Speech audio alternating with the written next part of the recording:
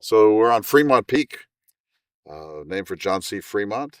Fremont came here in 1846 and prematurely declared the Bear Flag Republic and planted a makeshift American flag here. John Steinbeck loved this place, and he came here at the end of his 1960 Travels with Charley outbound journey. So Russ has brought a copy of Travels with Charley with him. And Russ, I propose that you read the relevant last section of that chapter.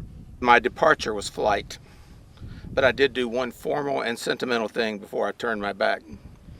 I drove up to Fremont's Peak, the highest point for many miles around. I climbed the last spiky rocks to the top. This solitary stone peak overlooks the whole of my childhood and youth. The great Salinas Valley stretching south for nearly 100 miles. The town of Salinas, where I was born, now spreading like crabgrass toward the foothills.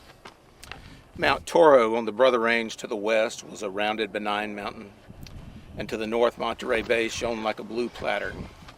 I felt and smelled and heard the wind blow up from the long valley. It smelled of the brown hills of wild oats. Here on these high rocks, my memory myth repaired itself. Charley, having explored the area, sat at my feet, his fringed ears blowing like laundry on a line.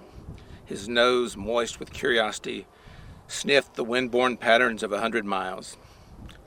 You wouldn't know, my Charley, that right down there in that little valley, I fished for trout with your namesake, my Uncle Charley. And over there, see where I'm pointing? My mother shot a wildcat. Straight down there, 40 miles away, our family ranch was, Old Starvation Ranch. Can you see that darker place there? Well, that's a tiny canyon with a clear and lovely stream bordered with wild azaleas and fringed with big oaks. And on one of those oaks, my father burned his name with a hot iron, together with the name of the girl he loved. In the long years, the bark grew over the burn and covered it. And just a little while ago, a man cut that oak for firewood, and a splitting wedge uncovered my father's name, and the man sent it to me.